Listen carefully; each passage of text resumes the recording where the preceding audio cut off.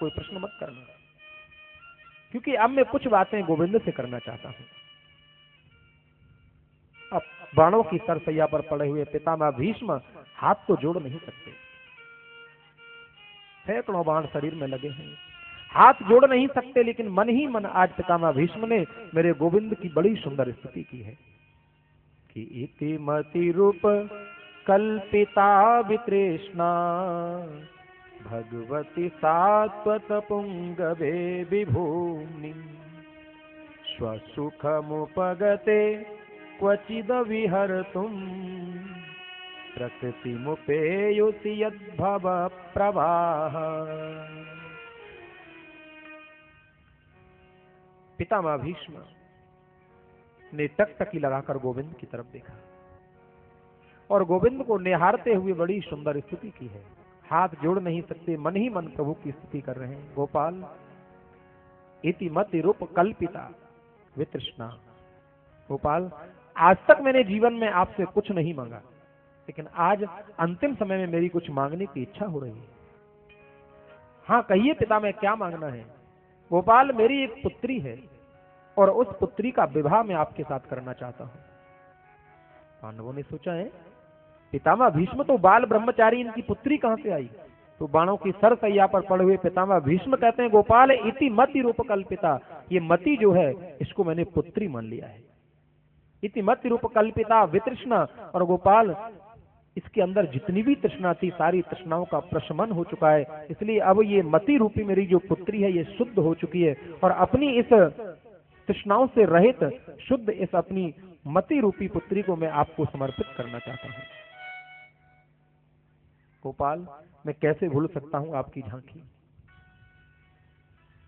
जहां कौरव पांडवों का जब युद्ध हुआ था तो पितामह भीष्म कहते हैं गोपाल, युद्ध में कितनी सुंदर झांकी थी आपकी। जहां अर्जुन आपसे कहता है सेनयोर भयोर मध्य रथम स्थापय मेच्युता, हे अच्युत मेरा रथ दोनों सेनाओं के बीच में खड़ा करो। और जहां प्रभु रथ ले जाकर खड़ा करते हैं तो देखते हैं स्वजनम समुपस्थितम, समस्त स्वजन समुदाय, गुरुदेव, बाबा, चाचा, ताऊ आदि सबको देखकर अर्जुन छात्र धर्म से विमुख हो जाता है।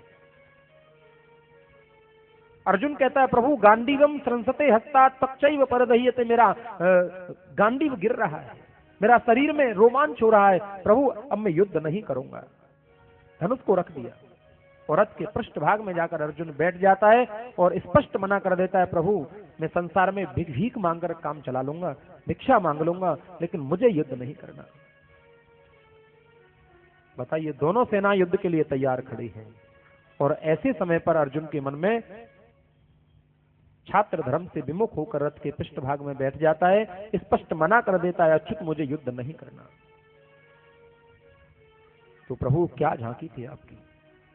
एक हाथ में आपने चाबुक पकड़ रखा था और एक हाथ में थी रथ की लगाम और पीछे मुड़कर के अर्जुन को गीता जैसी दिव्य शास्त्र का ग्रंथ का उपदेश कर रहे थे।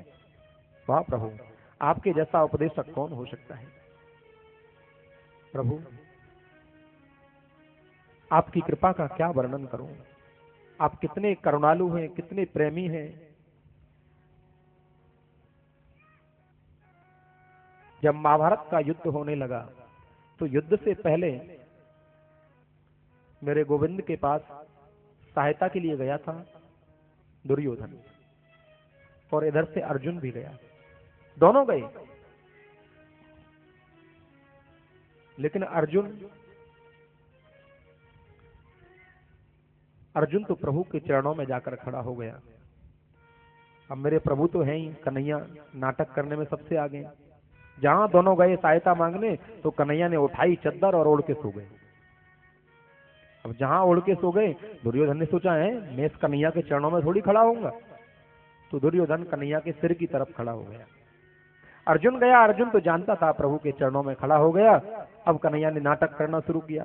धीरे धीरे जैसी चादर उठाई, खड़े हुए, अर्जुन दिखाई पड़ा। हाँ अर्जुन बताओ। बोले प्रभु आया था सहायता के लिए। दुर्योधन बोला प्रभु गोविंद पहले तो मैं आया हूं। बोले भाई मुझे तो पहले अर्जुन दिखाई पड़ा है, आप तो मुझे दिखाई नहीं पड़े। अब जो भी हो भाई, देखो मेरा ये मत है कि एक तरफ तो रहेगी मेरी नारायणी सेना और एक तरफ रहूंगा मैं, और मेरी भी ये प्रतिज्ञा रहेगी कि युद्ध में अस्त्र शस्त्र ग्रहण नहीं करूंगा। भाई पहले तो अर्जुन को मांगना चाहिए, क्योंकि अर्जुन मुझे सबसे पहले दिखाई दिया है। अर्जुन ने कहा प्रभु हमें तो आप ही चाहिए। दुर्योधन ने सोचा बन गया काम, ये कृष्ण का क्या करेगा। अरे भाई ये कृष्ण को नहीं मांगता तो काम खराब हो जाता, क्योंकि ये कृष्ण भी प्रतिज्ञा कर रहा है कि युद्ध में अस्त्र शस्त्र ग्रहण नहीं करूंगा। कहा प्रभु अब आप तो उसने मांग ही लिए, अब मुझे फिर नारायणी सेना ही दे दो। क्योंकि दुर्योधन चतुर था, जानता था कि जब युद्ध में अस्त्र शस्त्र उठाएंगे नहीं तो इनका का भोजन थोड़ी कराऊंगा इनको। भाई युद्ध में तो मुझे युद्ध करना है, नारायणी सेना चाहिए। तो प्रभु अब अर्जुन ने मांग ही लिया है आपको, तो मुझे तो आपकी फिर अपनी सेना ही दे दो। दोनों ने मांगा। लेकिन कौरवों के जो सेनापति हैं पितामह भीष्म, भीष्म ने भी कठोर प्रतिज्ञा की है कि आज जो हरि ही न सहस्र गहाऊं, तोला जो गंगा जननी को, और मैं शांतनु श्रुत न कहूं। बोले मैं भी गंगा पुत्र भीष्म नहीं, शांतनु पुत्र भीष्म नहीं कहलाऊंगा जो मैंने कृष्ण के हाथ में शस्त्र नहीं उठवाया। अब एक तरफ भगवान की प्रतिज्ञा तो दूसरी तरफ भक्त की प्रतिज्ञा। देखते हैं जीत किसकी होती है। युद्ध हुआ, कहते हैं 8 दिन निकल गए। रात्रि के समय आज दुर्योधन जाता है पितामह भीष्म के शिविर में। पितामह भीष्म के शिविर में जाकर प्रणाम किया और दुर्योधन ने कहा पितामह मैं क्या देख रहा हूं कि दिन प्रतिदिन हम लोगों की पराजय हो रही है, पांडवों की जय हो रही है। कितने महारथी हमारे मारे जा चुके हैं, पांडवों में से अभी एक भी नहीं मरा है, 5 पांडव जीवित हैं। गुरुदेव, दुर्योधन ने कहा पितामह यदि आपको युद्ध नहीं करना था तो पहले मना कर देते। अरे मैंने ये इतना बड़ा जो युद्ध छेड़ा है केवल आपके ऊपर छेड़ा है। यदि आपको युद्ध नहीं करना था पितामह पहले मना कर देते, लेकिन इतना बड़ा युद्ध तुमने छिड़वा दिया और मुझे लगता है कि आप अच्छी तरह युद्ध नहीं कर रहे हैं। और पितामह यदि अभी भी आप युद्ध से हट जाएं तो कर्ण अकेला तैयार खड़ा है। कर्ण कह रहा है कि पितामह भीष्म यदि युद्ध से हट जाए तो मैं अकेला ही 5 पांडवों का अंत कर दूंगा। आज दुर्योधन ने पितामह भीष्म के हृदय को विदीर्ण करने का प्रयास किया, लेकिन पितामह भीष्म ने कहा बेटा मैंने पहले भी कहा था, आज भी कह रहा हूं बेटा, अभी भी कह रहा हूं कि जीत पांडवों की होगी। यतो धर्म ततो जया। बेटा जीत पांडवों की होगी। और रही बात मेरी, तो बेटा मैंने प्रतिज्ञा की थी कि मैं युद्ध में 10,000 महारथियों को रोज मारूंगा। बेटा अपने कार्य का निर्वाह मैं कर रहा हूं, युद्ध में नित्य प्रति में 10,000 महारथियों को मार रहा हूं। और रही बेटा जीत की बात, जीत की मैं पहले ही कह चुका हूं कि जीत पांडवों की होगी। और तुम कहते हो बेटा कि कर्ण अकेला तैयार खड़ा है, वो सूत पुत्र कर्ण आज वो अकेला तैयार खड़ा है। अरे बेटा उस कर्ण की वो पराक्रमता उस दिन कहां थी? उस दिन कहां था कर्ण का बल जिस दिन विराट नगर में अर्जुन ने हमारे वस्त्राभूषण भी छीन लिए थे? तब वो कर्ण कहां चला गया था? बेटा याद है तुम्हें चित्ररथ नाम के गंधर्व ने पकड़ा था, कर्ण छुड़ा नहीं पाया था, अर्जुन ने तुमको छुड़ाया था। बेटा जब उस कर्ण का बल कहां चला गया था, आज वो कर्ण अकेला तैयार खड़ा है, वो सूत पुत्र कर्ण।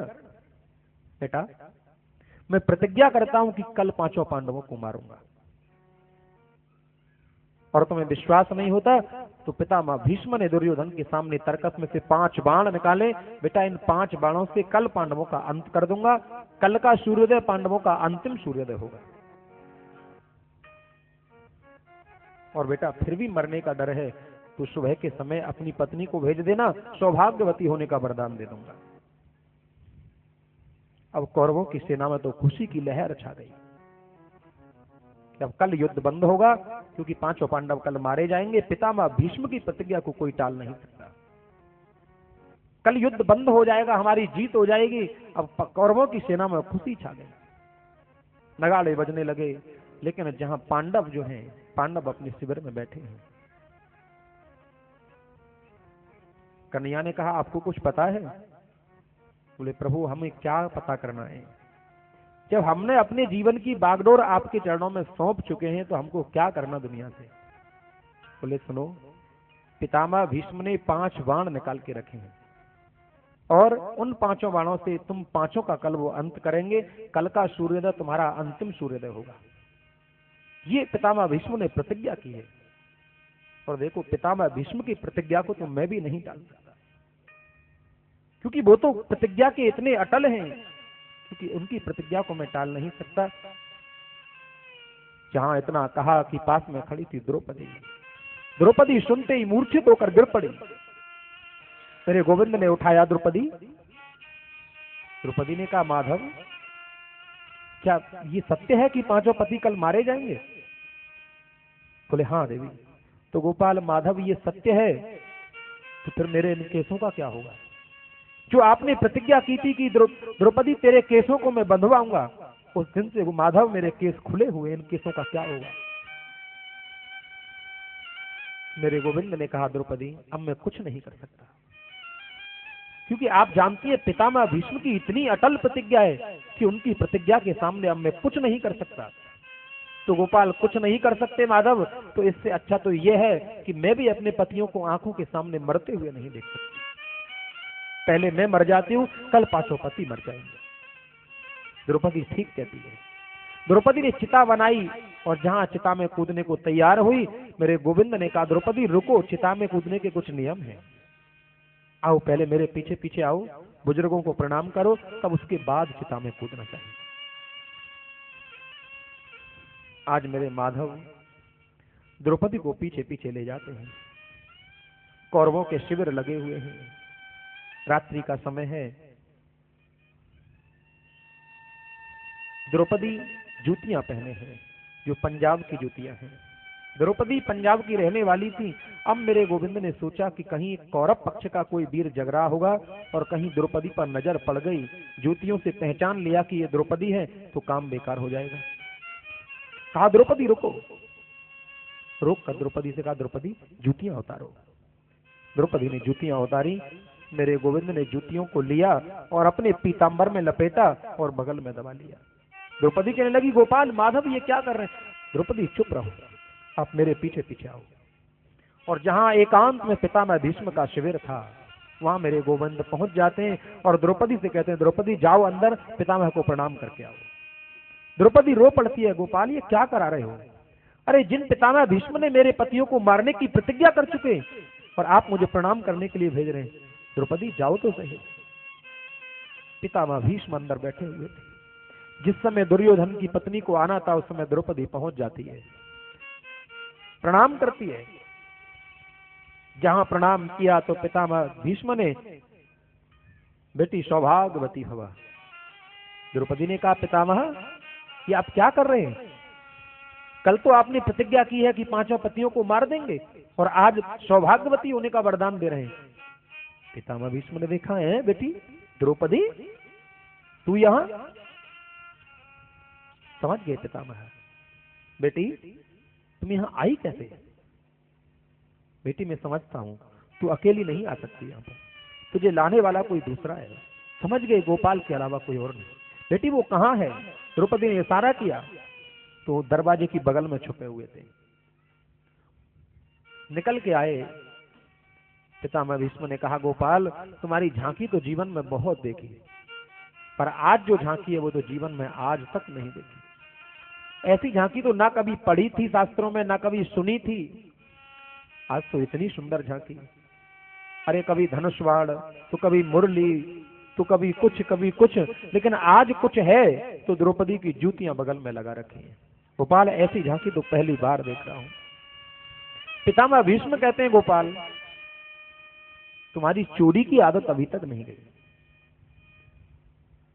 गोविंद ने कहा, पितामह ये तो सब बचपन की बातें थी, चोरी करता था, पर अब तो मैं बड़ा हो गया हूं, अब चोरी थोड़ी करता हूं। बोले, गोपाल अभी भी चोरी कर रहे हो। गोपाल मैं अच्छी तरह देखता हूं, कि जब युद्ध होता है तो युद्ध में कौरव पक्ष में मैं युद्ध करता हूं और आप पांडवों के साथ में अर्जुन के रथ में सामने विराजमान रहते हैं। गोपाल, जब मैं युद्ध करता हूं तो अच्छी तरह देखता हूं, कौरव पक्ष का कोई वीर जब युद्ध करता है तो आप अर्जुन के रथ में सामने खड़े होकर कौरव पक्ष के वीर की तेज, आयु, मन, उत्साह, बल सबको खींच लेते हैं। तो गोपाल, अर्जुन क्या कर रहा है? अर्जुन तो केवल मिट्टी के ढेलों को लुढ़का रहा है। गोपाल, युद्ध में सारा काम तो आप ही कर रहे हैं। गोपाल, आज भी चोरी कर रहे हैं। पितामह भीष्म ने कहा, गोपाल, जब आपको यही मंजूर था, ऐसा ही कराना था, मुझसे कठिन प्रतिज्ञा क्यों करवाई? मेरे गोविंद ने कहा, पितामह, जब आप ये जानते थे कि पांडवों की तरफ मैं हूं तो फिर आपने कठिन प्रतिज्ञा की क्यों? लेकिन कोई बात नहीं पितामह, पहले प्रतिज्ञा मैं तोड़ूंगा, उसके बाद आपकी प्रतिज्ञा टूटेगी। कि प्रेम पंथ के पाले पढ़कर हरि को आज मचलते देखा, अपना मान भले ही जाए पर भक्त का मान न टलते देखा। जैसे दूसरे दिन का युद्ध हुआ, युद्ध में इतना पराक्रम पितामह भीष्म ने दिखलाया, ऐसी बाणों की बौछार अर्जुन के ऊपर की कि अर्जुन भी घबरा गया। 2-4 बाण घोड़ों के भी छोड़ दिए, 2-4 बाण कृष्ण के चरणों में भी छोड़े। मेरे गोविंद ने कहा, अर्जुन कुछ करो। अर्जुन कहता है, गोविंद आप ही बताओ माधव कि इन पितामह भीष्म के सामने युद्ध करना कोई आसान बात है? इनके बाण पार निकल जाते लेकिन मैं कुछ कर नहीं पाता। आज वृद्ध पितामह ने, भीष्म ने ऐसी बाणों की बौछार अर्जुन के ऊपर की कि आज मेरे गोविंद को लगा कि ये पितामह तो आज अर्जुन को मार ही देंगे। तो आज अपनी सारी प्रतिज्ञाओं को भूल गए और रथ से नीचे कूद पड़े। रथ से नीचे पड़ा था रथ का टूटा हुआ पहिया, उस पहिए को उठाया और पितामह भीष्म को मारने के लिए दौड़ पड़े। जहां पहिया को उठाया, सेना में हाहाकार मच गया, भीष्म मरे, भीष्म मरे, भीष्म मरे। क्योंकि साक्षात कृष्ण ही जिस पर टूट पड़े मारने के लिए, उसे दुनिया में कौन बचा सकता है। सेना में हाहाकार मचने लगा, भीष्म मारे गए, भीष्म मारे गए। पितामह भीष्म को मारने के लिए मेरे गोविंद जब दौड़ रहे थे तो उत्तरी दुपट्टा नीचे गिर पड़ा, पृथ्वी कांपने लगी। क्योंकि गोविंद अपनी प्रतिज्ञा तोड़ दे तो पृथ्वी पर प्रलय हो सकता है। दुपट्टा को उठाया, पृथ्वी को समझाया, चिंता मत करो, मैंने अपने भक्त की प्रतिज्ञा को रखने के लिए ही अपनी प्रतिज्ञा तोड़ी है। पितामह भीष्म कहते हैं, गोपाल जब आप आ रहे थे, पितामह भीष्म ने जैसे ही गोविंद को आते हुए देखा, धनुष नीचे रख दिया, दोनों हाथ उठाए, आओ गोविंद, इस वीर वेश में आपका स्वागत है। पितामह भीष्म कहते हैं, गोपाल मुझे कुछ नहीं चाहिए। जिस समय आप मुझे मारने दौड़ रहे थे तो गोपाल आपकी इतनी सुंदर झांकी थी, कोई मतवाले हाथी को मारने के लिए कोई शेर दौड़ रहा हो। गोपाल आज अंतिम समय में मेरी यही इच्छा है कि वही झांकी आज आकर मेरे हृदय में आसीन हो जाए।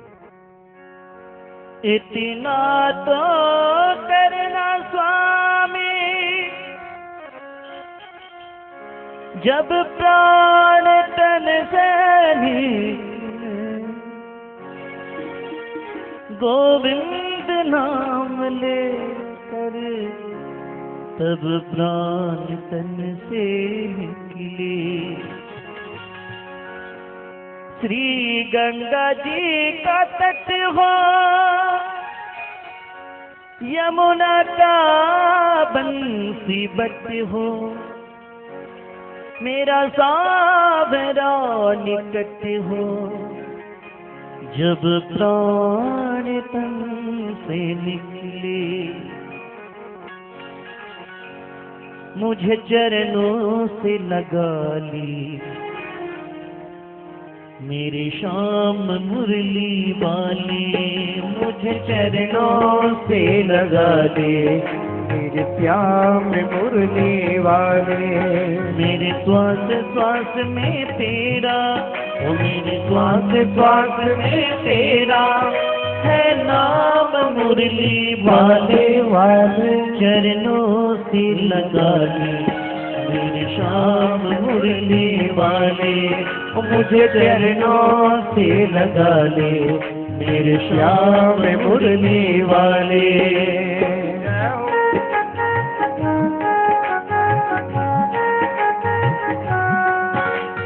श्री राधे।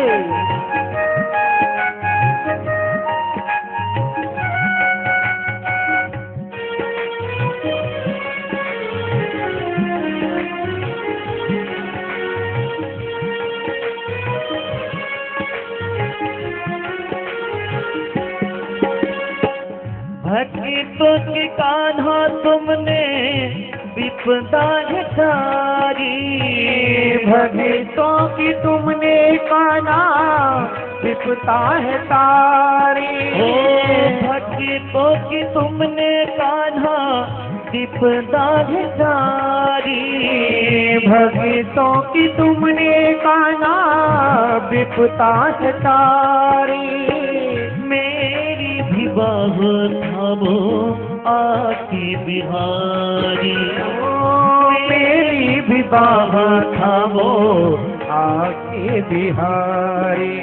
बिगड़े बनाए तुमने, सब बिगड़े बनाए तुमने, सब काम मुरली वाले वाले चरणों से लगा ले, मेरे श्याम मुरली वाले, मुझे चरणों से लगा ले, मेरे श्याम मुरली वाले। मेरी श्वास श्वास पे तेरा, मेरी श्वास श्वास पे तेरा है नाम मुरली वाले, वाले चरणों से लगा मेरे श्याम मुरली वाले, मुझे चरणों से लगा ले, मेरे श्याम मुरली वाले।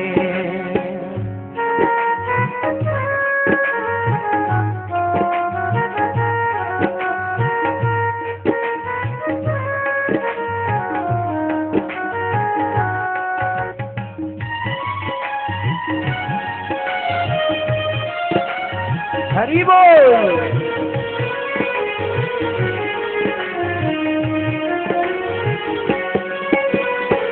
तुम हो दया का सागर, जन्मों से मैं हूँ प्यासी, तुम्हें हो दया के सागर, जन्मों से मैं हूँ प्यासी। तुम हो दया के सागर, जन्मों से मैं हूँ प्यासी, तुम्हें हो दया के सागर, जन्मों से मैं हूँ प्यासी। दे दो मुझे जगह भी चरणों में बस जरा सी, दे दो मुझे जगह है भी चरणों में बस जरा सी। सुबह तुम ही हो तुम ही, मेरे सुबह तुम ही हो तुम ही, मेरे श्याम मुरली वाले वाले चरणों से राधे। मेरे श्याम मुरली वाले, मुझे चरणों से लगा ले, मेरे श्याम मुरली वाले। वो मेरी श्वास श्वास में तेरा, वो मेरी श्वास श्वास में तेरा है नाम मुरली वाले, वाले चरणों से लगा ले, मेरे श्याम मुरली वाले, मुझे चरणों से लगा ले, मेरे श्याम मुरली वाले।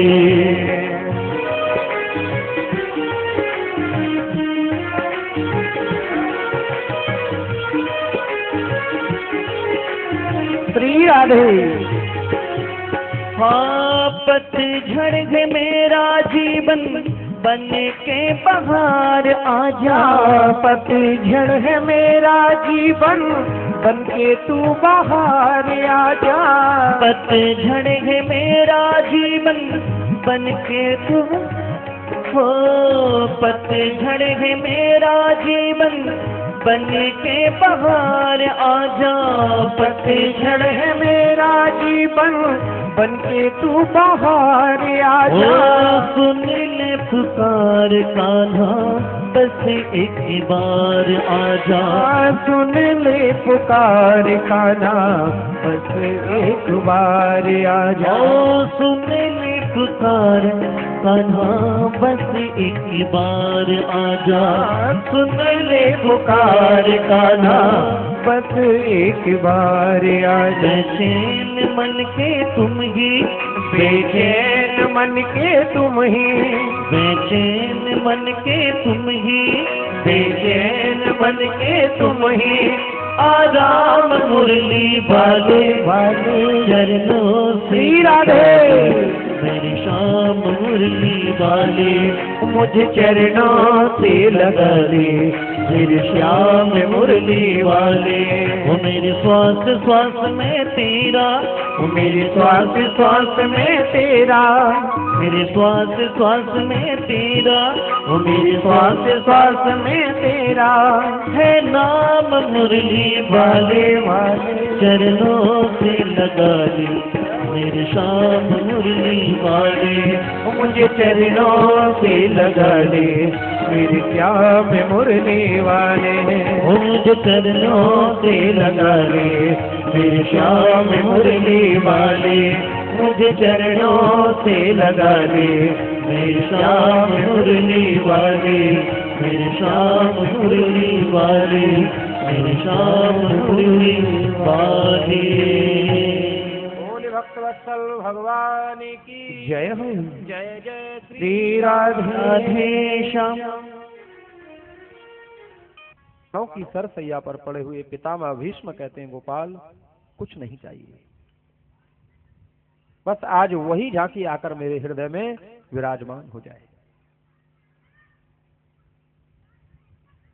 मेरे गोविंद कहते, पितामह आपको तो इच्छा मृत्यु का वरदान है, आप चाहो जब तक जी सकते हो, अभी क्या करोगे मरकर, और जियो। कहा, गोपाल ऐसी सुंदर मृत्यु को छोड़कर भी कौन जीना चाहेगा। अरे प्रयास करते हैं अंतिम समय में केवल आपका नाम ही मुख से निकल जाए, पर प्रभु आज तो मेरी आंखों के सामने स्वयं आप साक्षात खड़े हैं। ऐसी सुंदर मृत्यु को छोड़कर कौन जीना चाहेगा। बस उत्तरायण का समय है, माघ शुक्ल एकादशी के दिन पितामह भीष्म ने गोपाल की तरफ देखते देखते अपने पांच भौतिक शरीर को छोड़ दिया। पितामह की मृत्यु के उपरांत मेरे गोविंद ने आज पांडवों के साथ मिलकर मृत्यु के उपरांत की सारी क्रियाएं करवाई, सभी संस्कार कराए, और आज पांडवों से आज्ञापित होकर मेरे गोविंद ने द्वारिका के लिए प्रस्थान किया। द्वारिका वासियों ने आज मेरे गोविंद का राजोचित स्वागत किया। मेरे गोविंद द्वारिका में सबसे यथा योग्य मिले, जाकर माता पिता के चरणों में प्रणाम किया। मेरे गोविंद तो चले गए द्वारिका, पर उत्तरा के जिस गर्भस्थ बालक को मेरे प्रभु ने बचाया था, आज उस बालक ने हस्तिनापुर में जन्म ले लिया, और इसी बालक का नाम है परीक्षित, जो